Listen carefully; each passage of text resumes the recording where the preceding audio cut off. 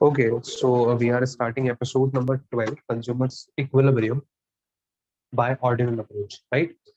Ordinal Approach क्या कहती है बेटा? Ordinal Approach दो थिंग्स के ऊपर बेस्ड होती है, इंडिफरेंस कर्व एनालिसिस, यानी इंडिफरेंस कर्व हमने जो पढ़ा उस पे, और बजट लाइन पे, राइट? सो मैं आपको पहले बताता हूँ कि किस तरीके से इस अप्रोच से हम कंज्यूमर्स का इक्विलिब्रियम फाइंड आउट करते हैं. There are certain conditions, right? जैसे हम लोग one commodity case, two commodity case cardinal approach में पढ़ रहे थे, वैसे ऑर्डिनल अप्रोच में भी कुछ कंडीशंस होने वाली है. बहुत सिंपल सी कंडीशंस है, मैं आपको एक बार अगर बता दूं तो क्या है consumers equilibrium by ordinal approach. इस अप्रोच में जो कंज्यूमर्स का इक्विलिब्रियम है वो कैसे आएगा, सबसे पहले समझो. ये बजट लाइन, बजट लाइन क्या बताती है आपको? ये आपकी लिमिट तय करती है ना? ये आपकी लिमिट सेट करती है कि आप दो कमोडिटीज पे कितना रुपया खर्च कर सकते हैं और उनके कौन कौन से कॉम्बिनेशन आप बाय कर सकते हैं, right? So this is budget line. और देर आर सर्टेन इस टाइप के आपके पास इंडिफरेंस कर्व बने होते हैं, जैसे हम लोग इंडिफरेंस मैप कहते हैं. जब आप किसी एक डायग्राम में एक से ज्यादा इंडिफरेंस कर्व को रिप्रेजेंट करते हैं तो उसे हम लोग क्या कहेंगे?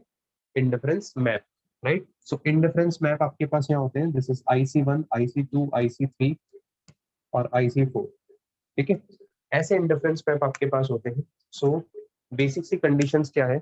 बेसिक सी कंडीशन तो सिर्फ एक ही है, जहाँ पे बजट लाइन जो है वो इंटरसेक्ट करे. क्या है? जहाँ पे बजट लाइन जो है वो बजट लाइन और IC कर्व जहाँ पे टेंजेंट होते हैं, this is the point E. ये होगा इक्विलिब्रियम पॉइंट, राइट? सो कैसे फाइंड आउट करना है, कैसे करना है, और क्या कंडीशन है, सब पढ़ेंगे हम लोग, डिटेल में पढ़ेंगे. बट यहाँ पे जो कंडीशन है वो ये है, कंडीशन ऐसे लिखी है कि इक्विलिब्रियम पॉइंट पे बजट लाइन जो है वो टेंजेंट होनी चाहिए. किसकी? Indifference curve.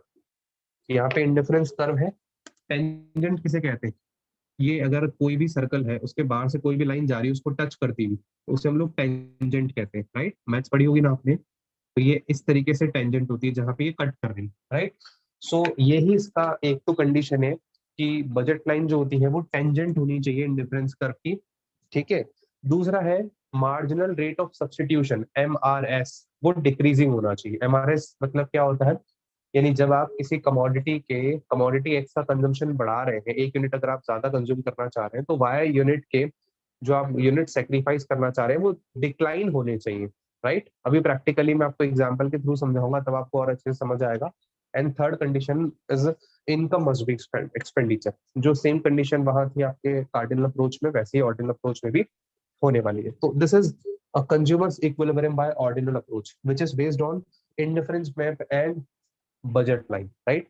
सो आइए जरा स्टार्ट करते हैं, टॉपिक को स्टार्ट करते हैं, समझते हैं पहले. सो मैं सबसे पहले मैं लिखवाने वाला हूँ आपको कि ये जो अप्रोच है, this approach this approach is based on indifference map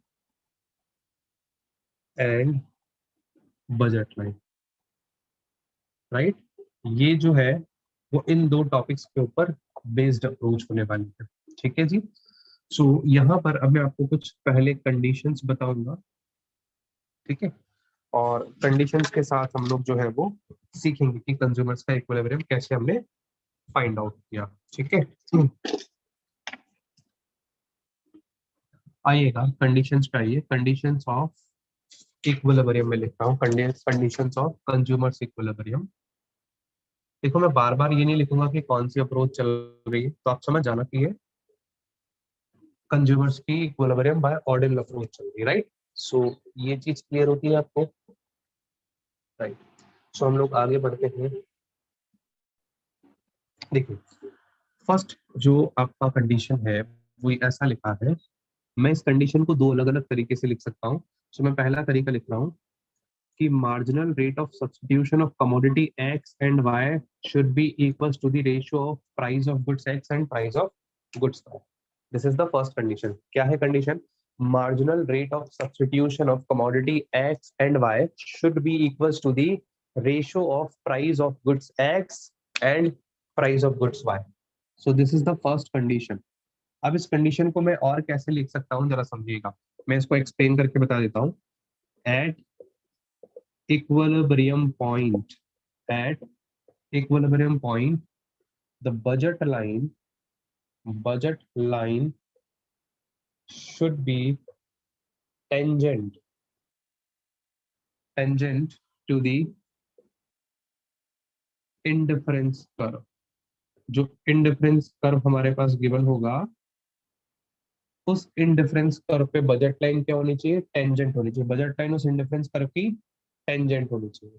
अब चाहे आप इसे ऐसे बोल दो टेंजेंट होनी चाहिए, या आप ये बोल दो कि M R S X Y to price का रेशियो होना चाहिए, दोनों का मतलब एक ही है ना। और we can say slope slope of indifference curve, ये M R S X Y क्या होता है, M R S X Y, ये स्लोप ही तो होता है। ये स्लोप इक्वल होना चाहिए, is equal to the slope of budget line. जो मैंने आपको, एक सेकंड वेट करना, आपको शो नहीं हो रहा कुछ है, दिख रहा है ना वैसे तो, हाँ। Slope of budget line, slope of budget line मैंने आपको पढ़ाया था P X upon P Y के बराबर होता है, राइट। ये आपको मैंने बता रखा है, प्राइस ऑफ एक्स और प्राइस ऑफ वाई के बराबर होता है। सो ये आपको पता होना चाहिए, या तो ये ले लो या ये ले लो। इंडिफरेंस कर्व का स्लोप और बजट लाइन का स्लोप दोनों इक्वल होना चाहिए, या तो ये बोल दीजिए या बोल दीजिए कि बजट लाइन टेंजेंट होनी चाहिए इंडिफरेंस कर्व पे, right. So this is the first condition. Consumers की इक्विलिब्रियम फाइंड आउट, कंज्यूमर का इक्विलिब्रियम पॉइंट फाइंड आउट करने के लिए बाय ऑर्डिनल अप्रोच, हमें फर्स्ट कंडीशन ये ध्यान रखनी है कि जो बजट लाइन है वो टेंजेंट होनी चाहिए इंडिफरेंस कर्व पे, या आप ये कह सकते हो दोनों का स्लोप इक्वल होना चाहिए, बजट लाइन का स्लोप और टेंजेंट इंडिफरेंस कर्व का स्लोप दोनों इक्वल होना चाहिए। सो इंडिफरेंस कर्व का स्लोप होता है M R S X Y. इसका मतलब क्या होता है M R S X Y का मतलब, तो ये जो स्लोप है, ये जो स्लोप है, ये स्लोप हम कैसे कैलकुलेट करते हैं, vertical change upon horizontal change, right. और अगर आप इसे कैलकुलेट करोगे तो ये डिक्लाइनिंग आएगा। मैं आपको एक बार समझा देता हूँ, आप समझिएगा, एक बार इसका स्क्रीनशॉट ले लीजिए।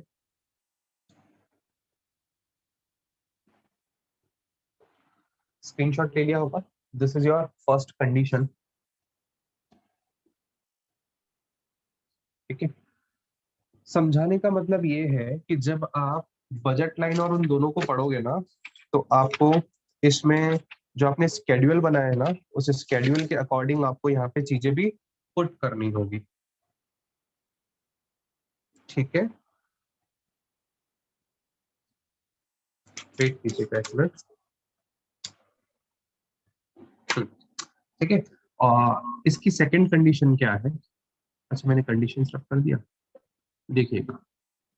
सेकंड कंडीशन जो है वो इसकी ये कहता है कि जो मार्जिनल डिमिनिशिंग होनी चाहिए, marginal rate of substitution diminishing, diminishing marginal rate of substitution होना चाहिए। डिमिनिशिंग मतलब गिरता हुआ होना चाहिए, मार्जिनल रेट ऑफ सब्स्टिट्यूशन जो है वो गिरता हुआ होना चाहिए। इसका मतलब क्या होता है, एमआरएस एक्स वाई क्या बताता है कि इसे आप ऐसे कह दीजिए, डिमिनिशिंग एमआरएस एक्स वाई होनी चाहिए, या आप बोल दीजिए जो आईसी कर्व है should be convex, convex to the point of origin, ठीक है। दोनों का मीनिंग एक ही है, ये कॉन्वेक्स होना चाहिए, राइट। सो मैं यहाँ पे लिख देता हूँ, डिमिनिशिंग एमआरएस का मतलब क्या है, इनडिफरेंस कर्व, इनडिफरेंस जो कर्व है should be convex to the point of origin. ये हमें पता है कि हम इसे ऐसा क्यों बोल रहे हैं, क्योंकि M R S X Y decreasing होने का मतलब क्या है, कोई भी कर्व, कर्व की कर्व स्ट्रेट होने वाला है, कॉन्वेक्स होने वाला है, कॉन्केव होने वाला है, वो किस पे डिपेंड करता है, उस कर्व की जो मार्जिनल रेट ऑफ सब्स्टिट्यूट होते हैं उन्हीं पे तो डिपेंड करता है, राइट। मेरी बात समझ आ रही है। तो जैसे मैं आपको एक बार एग्जांपल से थोड़ा सा याद दिलाऊं, इंडिफरेंस कर्व का जब मैंने स्केड्यूल बनवाया था, आपको याद हो अगर आपको, तो आपको याद दिला दूं कि यहाँ पे मैंने यूनिट्स लिखे थे, कमोडिटी एक्स लिखा था, कमोडिटी वाई लिखा था। मैंने लिखा था एक यूनिट जब कंज्यूम करते हो आप, फर्स्ट यूनिट पे जब हम बात करते हैं कमोडिटी एक्स की, तो वहां पर कमोडिटी एक्स के, सॉरी ये कॉम्बिनेशन था यहाँ पे, कॉम्बिनेशन, कॉम्बिनेशन ये कहता है कमोडिटी एक्स का एक यूनिट कमोडिटी वाई के 30, इसका बी, बी कॉम्बिनेशन इसके 2 यूनिट्स, इसके 25, सी कॉम्बिनेशन इसके 3 यूनिट, ये 21, समझ रहे? डी कॉम्बिनेशन 4 और इसके 18। अगर आप इसको इसकी एमआरएस एक्स वाई निकाले तो क्या निकलती थी? MRS marginal rate of substitution का फॉर्मूला क्या है? Change in Y upon change in X, change in Y upon change in X. So change in Y first पे डैश, सेकंड पे देखो, चेंज इन वाई 5 चेंज हुआ, divided by X change हुआ 1, तो 5। अब ये 4 चेंज हुआ नेक्स्ट पे, डिवाइडेड बाय 1, इसमें 1 एक्स पे 1 ही चेंज हुआ, फिर 3 डिवाइडेड बाय 1। तो आप देखोगे यहाँ पर ये जो एमआरएस एक्स वाई है वो डिक्लाइन हो रहा है, डिक्रीज हो रहा है। सो ये डिक्रीजिंग एमआरएस जो है वो शो करता है कि हमारा जो इंडिफरेंस कर्व है वो convex to the point of origin है, कॉन्वेक्स होता है ये, राइट? सो मैंने आपको बताया था, एक बार इतना स्क्रीनशॉट लीजिए, तो इंडिफरेंस कर्व को कॉन्वेक्स होना चाहिए, है ना? Indifference curve should be convex to the point of origin.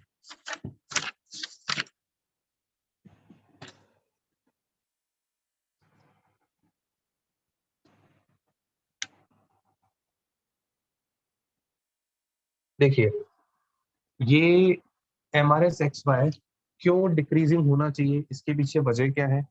देखिए जब तक एमआरएस एक्स वाई जो है वो डिमिनिशिंग नहीं होगा इक्विलिब्रियम पे, तो इससे क्या होगा, हम एक्स कमोडिटी के ज्यादा से ज्यादा यूनिट्स बाय करते जाएंगे, तो वाई कमोडिटी से मिलने वाला सर्टिफिकेशन मतलब वाई के हमें कम यूनिट्स, हमें वाई के यूनिट्स को सेक्रीफाइस करना पड़ेगा, बट वो धीरे धीरे करके कम होते जाएंगे। जो यूनिट सेक्रीफाइस करने, पहले 5 यूनिट सेक्रीफाइस किए, फिर 4, फिर 3, फिर 2, फिर 1, ऐसे जो है वो कमोडिटी वाई के जो यूनिट्स है वो डिक्रीजिंग होते जाएंगे, जो हमें सेक्रीफाइस कर रहे हैं मुझसे वो कम करते जाएंगे, राइट?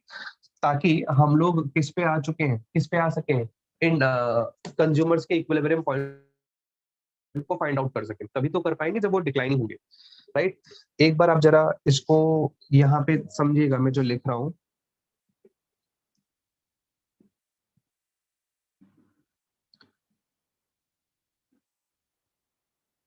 क्या लिख रहा हूं मैं, M R S X Y should be diminishing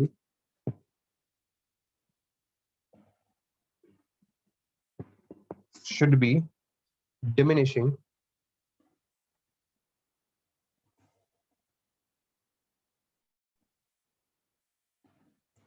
so that ये फर्स्ट वाली जो कंडीशन है वो कंप्लीट हो पाए। एमआरएस एक्स वाई अगर डिमिनिशिंग होगा, अगर डिमिनिशिंग गिरता हुआ जाएगा, तो इससे होगा क्या, so that it will be it will become equals to the price ratio px upon P Y. देखो अगर ये गिरता हुआ नहीं होगा तो ये प्राइस रेशो के कभी बराबर नहीं आ पाएगा, समझो, ये कभी भी बराबर नहीं है, एमआरएस एक्स वाई कभी भी इसके इक्वल नहीं आ पाएगा, जो कंडीशन नंबर 1 है। कंडीशन 1 तब सेटिस्फाई होगी जब कंडीशन 2 एग्जिस्ट कर रही होगी, यानी एमआरएस एक्स वाई अगर गिरता हुआ होगा तभी आपका ये जो प्राइस रेशो के बराबर आएगा, मतलब बजट लाइन टेंजेंट बनेगी, राइट? सो यहाँ पर जब फिगर्स लिए जाते हैं तो बहुत केयरफुली फिगर्स लिए जाते हैं, क्लियर हो रहा है? सो सेकंड कंडीशन फुलफिल होने के बाद ही फर्स्ट कंडीशन फुलफिल होती है, समझ रहे हैं आप? सो ये ऑटोमेटिकली एडजस्ट होती है वहां पे। एक बार इतना स्क्रीनशॉट लीजिए आप, तीनों चीजों को हम लोग प्रैक्टिकली करके भी कोशिश करेंगे, अगर इसमें एग्जाम्पल होगा तो देखेंगे। कर लिया होगा आपने यहाँ तक? चलिए आगे चलते हैं। ओके, सेकंड के बाद थर्ड कंडीशन पे आइए। थर्ड कंडीशन है जो एक्सपेंडिचर है वो इनकम के बराबर होना चाहिए। सो यहाँ पे थर्ड कंडीशन है income should be equals to the expenditure. Income और एक्सपेंडिचर दोनों बराबर होना चाहिए, यानी यहाँ पे इसका मतलब ये है कि consumer has to spend his entire income. Consumer को अपना पूरा इनकम खर्च करना होगा ताकि उसकी इनकम और एक्सपेंडिचर दोनों बराबर हो जाए। और इसका फॉर्मूला आपको पता है, m equals to price of x into quantity of x plus price of y commodity into quantity of y commodity. ये थर्ड वाला भी आप क्या करेंगे, कंडीशन का स्क्रीनशॉट ले लीजिए।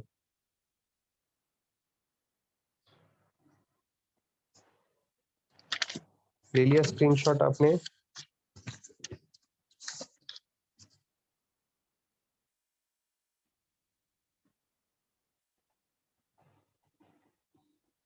ठीक है जी, आइए। सो अब हम लोग आगे चलते हैं, इसका एक बार डायग्राम को हम एक्सप्लेन कर देते हैं आपके साथ।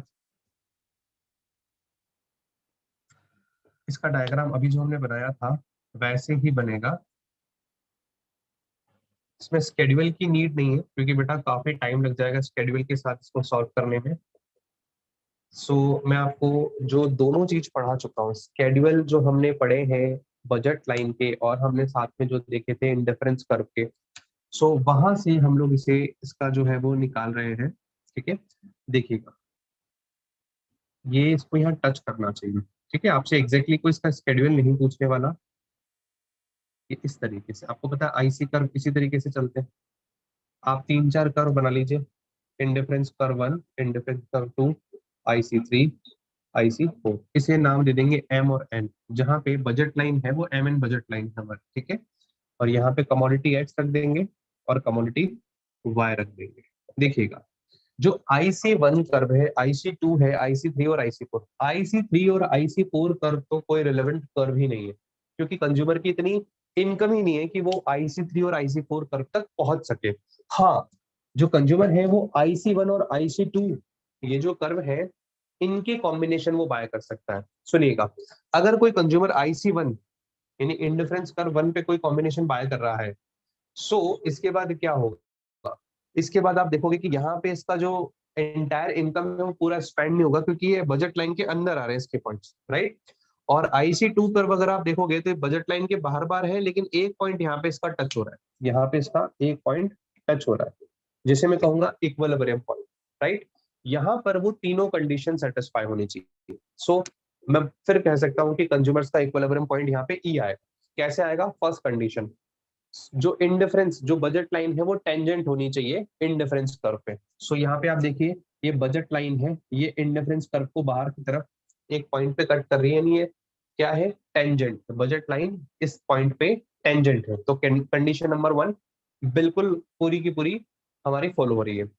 कंडीशन 2, MRS XY डिक्लाइन होना चाहिए। MRS XY डिक्लाइन कैसे पता चलेगा? इंडिफरेंस कर्व का जो शेप है वो कॉन्वेक्स होना चाहिए। यहाँ चारों ही कॉन्वेक्स शेप है, तो ऑब्वियस ही बात है कंडीशन 2 तो ऑलरेडी सेटिस्फाई है, ये कॉन्वेक्स है। कॉन्वेक्स का मतलब क्या होता है, या मैंने बताया था आपको, हर एक यूनिट एक्स्ट्रा कमोडिटी एक्स का कंज्यूम करने के लिए हम कमोडिटी वाई के कम और फिर कम यूनिट्स क्या करते जा रहे हैं? सेक्रीफाइस करते जा रहे हैं। इनिशियल स्टेज पे जब हम कमोडिटी एक्स का एक यूनिट बढ़ाते हैं तो कमोडिटी वाई के ज्यादा यूनिट्स का सेक्रीफाइस करना होता है। फिर जैसे ही हम और कमोडिटी एक्स का कंजम्पशन बढ़ाएंगे तो कमोडिटी वाई के थोड़े और कम यूनिट्स का सेक्रीफाइस करना पड़ेगा। क्यों? क्योंकि हमने पढ़ा है law of diminishing marginal utility क्या है? किसी कमोडिटी को जब आप ज्यादा कंज्यूम करते हो तो उससे मिलने वाला सेटिस्फिकेशन कम होता जाता है, राइट। पहले मैं कमोडिटी एक्स का एक यूनिट एक्स्ट्रा कंज्यूम करने के लिए कमोडिटी वाई के 5 यूनिट्स का सेक्रीफाइस कर रहा था। जब मैंने कमोडिटी एक्स का एक और यूनिट एक्स्ट्रा कंज्यूम करने के लिए कमोडिटी वाई के 4 ही यूनिट्स का सेक्रीफाइस कर रहा हूँ, फिर उसके बाद थर्ड यूनिट कमोडिटी एक्स का कंज्यूम करने के लिए 3 ही यूनिट्स कमोडिटी वाई के मैं सेक्रीफाइस कर रहा हूँ। तो इसका मतलब जो मार्जिनल रेट है, यानी कमोडिटी एक्स को कंज्यूम करने के लिए जो मुझे कंजम्पशन कमोडिटी वाई का छोड़ना पड़ रहा है, वो धीरे धीरे करके रिड्यूस होता जा रहा है। दैट्स वाई जो आईसी कर्व है वो कॉन्वेक्स है, convex to the point of origin. Condition 1, conditions जो है यहाँ पे आप देखेंगे, फर्स्ट क्या थी? MRS XY should be equal to the price ratio, या slope of budget line is equal to slope of indifference curve. आप चाहे तो कैलकुलेट कर लें, सेम आएगा। मतलब ये जब आपके पास फिगर्स होंगे तभी कैलकुलेट कर पाएंगे। इस पॉइंट को आप समझ कैसे सकते हैं कि indifference curve budget line tangent होनी चाहिए इंडिफरेंस कर्व पे, तो यहाँ IC2 कर्व पे ही टेंजेंट है। सेकंड, जो MRS XY है वो डिक्लाइनिंग होना चाहिए, डिक्लाइनिंग मतलब गिरता हुआ होना चाहिए। और थर्ड पॉइंट यहाँ पे, जो टोटल एक्सपेंडिचर है वो आपकी इनकम के बराबर होना चाहिए। यानी ये कैसे पता चलेगा इनकम के बराबर है क्या? वो बजट लाइन पे आना चाहिए। बजट लाइन क्या रिप्रेजेंट करती है? आप अपने पास अवेलेबल इनकम में से क्या, आप अपने पास अवेलेबल इनकम में से कौन से दो गुड्स का मतलब कॉम्बिनेशन बाय कर सकते हैं, किस किस क्वांटिटी में कॉम्बिनेशन बाय करें। ये बजट लाइन जो है वो बताती है कि आप इस तरीके का कॉम्बिनेशन बाय कर सकते हो। तो इसी पॉइंट पे आ रहा है, इसका मतलब वो हमारे बजट में, मतलब जो हमारा इनकम है वो हमारे एक्सपेंडिचर के बराबर आ रहा है, राइट। सो ये तीन कंडीशंस यहाँ पे क्लियरली सेटिस्फाई हो रही है इस डायग्राम को देखते हुए। सो एक बार आप इतना स्क्रीनशॉट ले लें। अब इसका एक्सप्लेनेशन अगर मुझे लिखना हो तो मैं क्या लिखूंगा, देखिएगा इस वाले, अगर मैं यहाँ बात करूं डायग्राम में, इस डायग्राम में एम एन हमारी बजट लाइन है, IC3 IC4 कर्व इररिलेवेंट है, कंज्यूमर के लिए रिलेवेंट नहीं है, IC1 और IC2 कर्व ही रिलेवेंट है, राइट। सो यहाँ पर एक कंज्यूमर को अपना सेटिस्फिकेशन मैक्सिमम पॉइंट ई पर होगा। यहाँ पे हम लोग लिखेंगे कि पॉइंट ई कंज्यूमर का इक्विलिब्रियम पॉइंट आएगा, क्योंकि इस पॉइंट पे कंज्यूमर का सेटिस्फिकेशन जो है उसे मैक्सिमम मिलेगा, राइट। क्योंकि यहाँ पर क्या है, ये तीनों कंडीशन सेटिस्फाई हो रही है, बस आपको ये लिखना है। तो आइए फटाफट से मैं लिखवा देता हूँ आपको, यहीं पे कंडीशंस के बाद लिख देते हैं अपन, इसके एक्सप्लेनेशन में लिख देते हैं, छोटा सा एक्सप्लेनेशन लिखते हैं। In the diagram, in this diagram,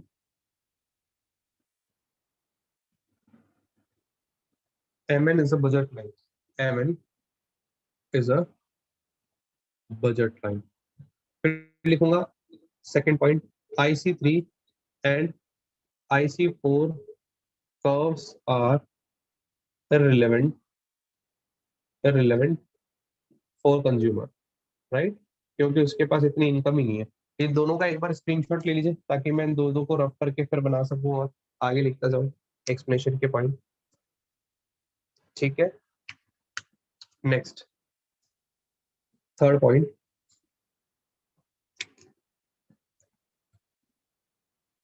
point E will be the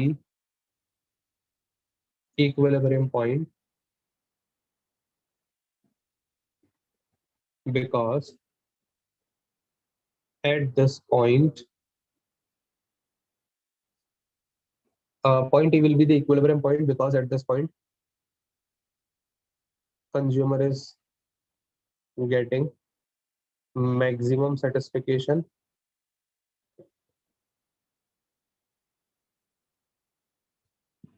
ठीक है, फुल स्टॉप। एक बार आप या इतना भी स्क्रीनशॉट ले लें ये थर्ड वाला एक्सप्लेनेशन पॉइंट का।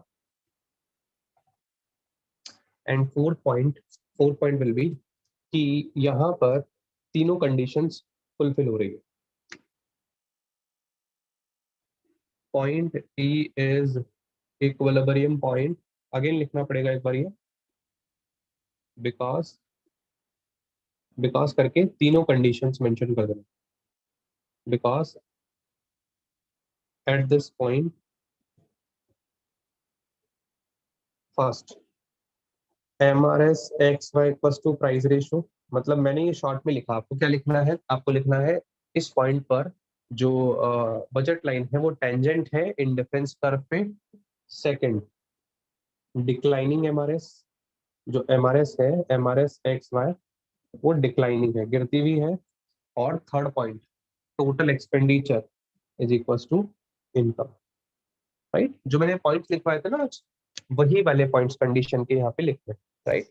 सो ये इसका एक्सप्लेनेशन कंप्लीट होता है। एक बार स्क्रीनशॉट ले लें इतना इतना।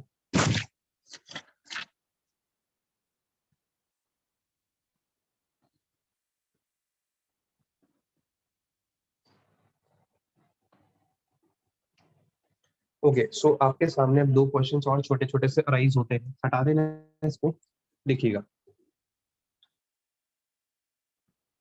कौन से दो क्वेश्चंस अराइज हो सकते हैं एग्जाम में या आपके टेस्ट में आ सकते हैं वो क्वेश्चंस, कौन कौन से क्वेश्चंस पॉसिबल है। What does MRS/XY is greater than price of X and price of Y means, इसका मीन क्या है, ठीक है। सो इसका आंसर बहुत सिंपल सा हम लोग लिखेंगे। देखो MRS/XY क्या है, ये IC कर्व का स्लोप है, और ये क्या है, बजट लाइन का स्लोप है, राइट। सो ये अगर IC कर्व का स्लोप ज्यादा है बजट लाइन के स्लोप से, तो इसका मीनिंग क्या होता है पहले आपको ये समझना है।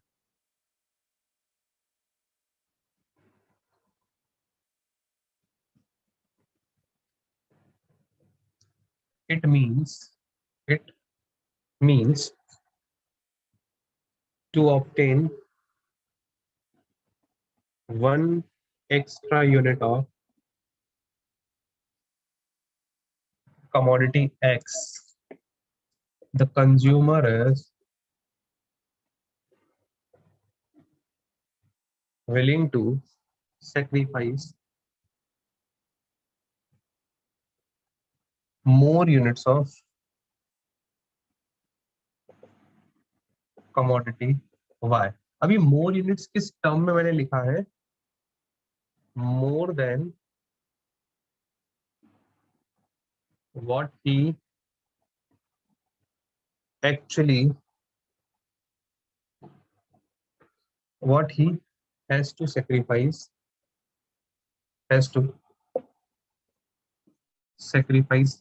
actually.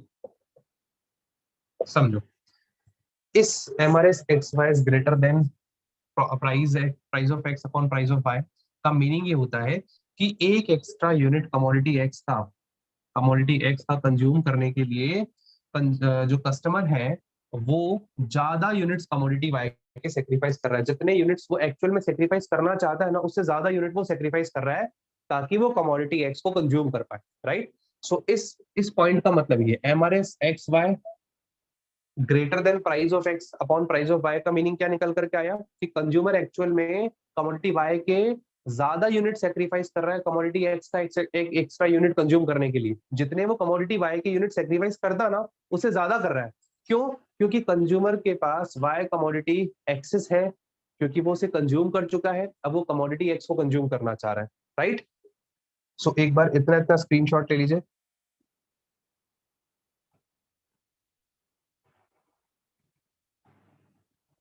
अब जब वो ऐसा करेगा तो इससे होगा क्या? फाइनली जो मार्जिनल रेट ऑफ सब्स्टिट्यूशन है कमोडिटी एक्स वाई की, वो गिरेगी। जैसे जैसे वो ज्यादा कंज्यूम करेगा, जैसे जैसे वो ज्यादा कंज्यूम करेगा कमोडिटी एक्स को, तो as he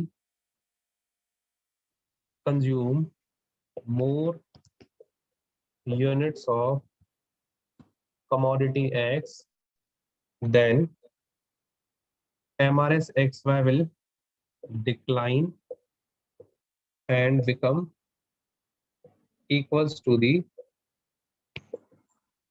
price of X and price of Y ratio. बस जैसे जैसे वो ज्यादा यूनिट्स कंज्यूम करता जाएगा कमोडिटी एक्स का, तो मार्जिनल रेट ऑफ सब्स्टिट्यूशन गिरता जाएगा। मैंने बताया था कमोडिटी एक्स का पहला यूनिट कमोडिटी वाई के 30 यूनिट, कमोडिटी एक्स का सेकंड यूनिट कमोडिटी वाई के 25 यूनिट, कमोडिटी एक्स का थर्ड यूनिट कमोडिटी वाई के 21 यूनिट, कमोडिटी एक्स के 4 यूनिट्स कमोडिटी वाई के 18 यूनिट्स। तो जैसे जैसे आप कमोडिटी एक्स के कंजम्पशन बढ़ाते जा रहे हो, जो कमोडिटी वाई है उसका सेक्रीफाइस कम होता जा रहा है, तो MRS XY गिरता जा रहा है, जिसकी वजह से ये प्राइस के बराबर आ जाएगा। मतलब हमारी जो कंडीशन है वो सेटिस्फाई हो जाएगी और कंज्यूमर का इक्विलिब्रियम पॉइंट आ जाएगा हमारे पास, राइट। एक बार इतना स्क्रीनशॉट लीजिए।